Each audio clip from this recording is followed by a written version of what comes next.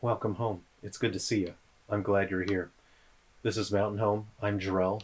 Today I would like to share with you this extremely rare zither from the 1880s that I just finished restoring.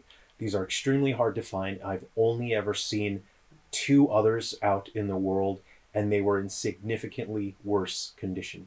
I was very lucky to be able to win this in an auction, and it was in extremely rough shape when I got it. It had split the whole way through, so I was able to repair that.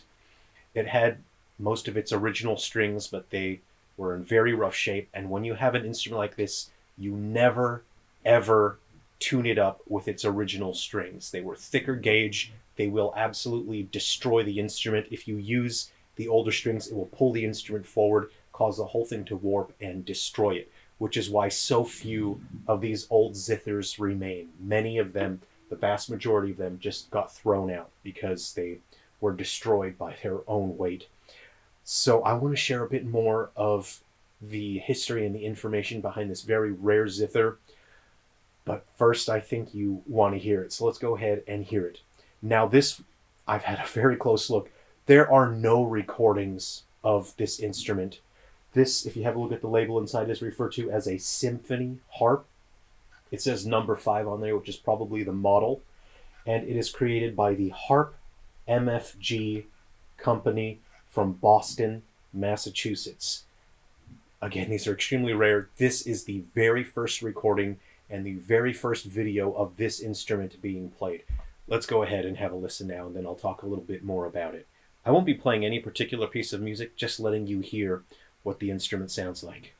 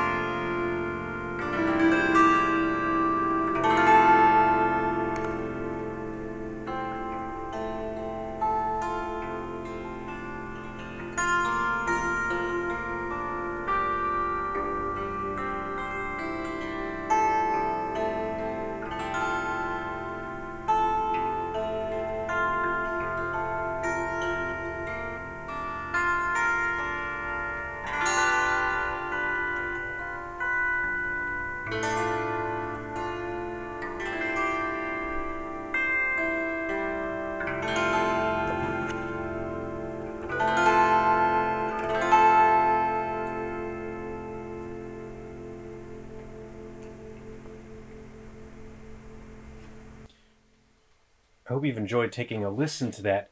Again, this is the very first digital recording of this instrument. I have not been able to find recordings of this anywhere on the internet. I haven't been able to find any videos of this.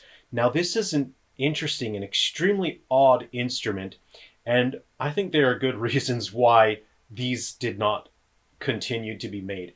They're so odd and not in a practical way. You see, we have chord strings, chord groups here. You have F, B flat, A, D minor, C, G7. You could make some modifications to the tuning so you can adjust it a bit, but those are the chords that you have. You have your chords and you have your melody strings here. Now it's odd because we have, it's C to C to C, so 2 octave, but we have A flat and B flat. So it's interesting. I'm very wary about using picks to play on the melody strings because if you are not careful, you will scratch the paint. The strings don't come up that far. And so I try to pick as close to this bridge as possible. I don't want to end up scratching the paint here.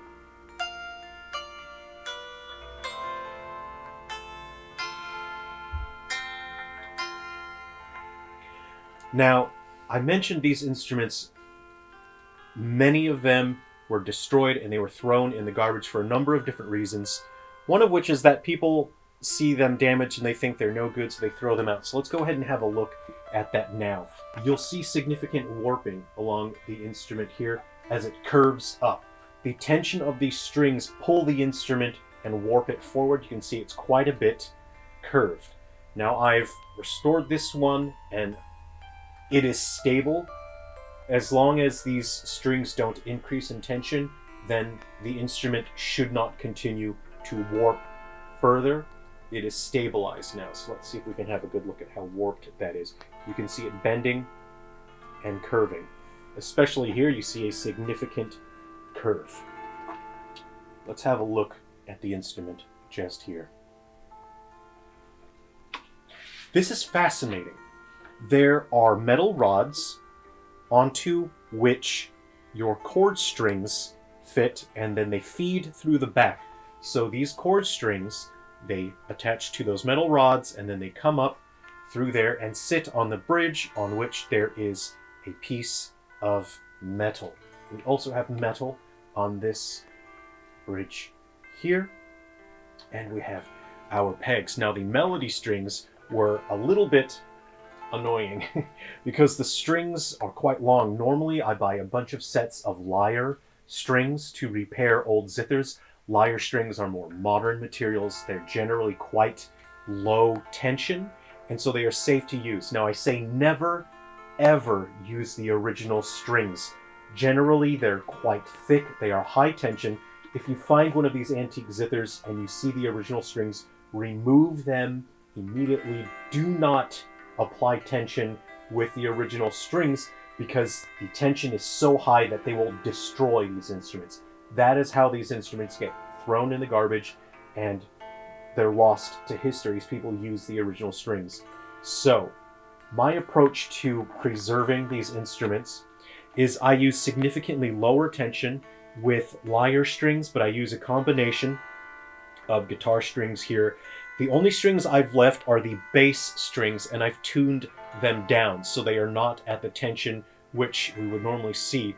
Now, what's fascinating, I'll put that up to the camera, is you can see the tones at which the strings are meant to be tuned. You have a look there.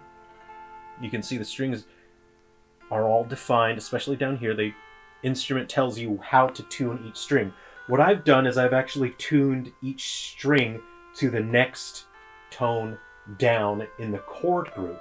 So this string here, the one at the very end, is listed as A. It's defined as A, and then the next one down is F. I've actually tuned this string to the next tone down, which means these strings are all at significantly lower tension. That means that this instrument has been preserved and protected, because if you were to tune, even with these significantly lighter tension strings, if you tune to those tones, it will cause the instrument to continue warping and folding in on itself. When I restore these instruments, that is how I'm able to keep them safe, to stop them from getting damaged any further. All of my zithers that are from the 1800s and early 1900s are tuned thusly. you're still getting the exact same chord group, so it's not like you are changing the sound beyond anything that isn't faithful. It means that you can safely tune and play these instruments. The materials that these are made out of they're not like Stradivarius violins.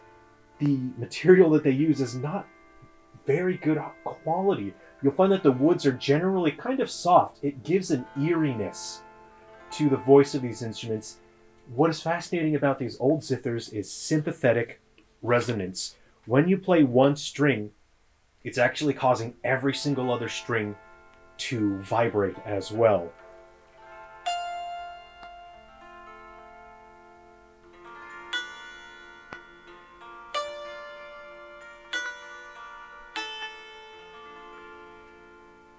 I will do a recording with my studio equipment. I don't have that set up to record at the moment. I'm just here in front of my webcam, but you will hear the full nuance of this instrument when I do further videos that share this instrument and other zithers from the same time period. This is so fascinating to me. Again, Symphony Harp. This is the very first digital audio recording and the very first video of this instrument. I haven't seen any other playable ones. It's so fascinating. You can see that the chord groups sit a little bit higher up than the melody strings, but the problem is that you have to play extremely carefully when you are striking the chord groups, because you can you can actually strike the melody strings, and it's not what you want.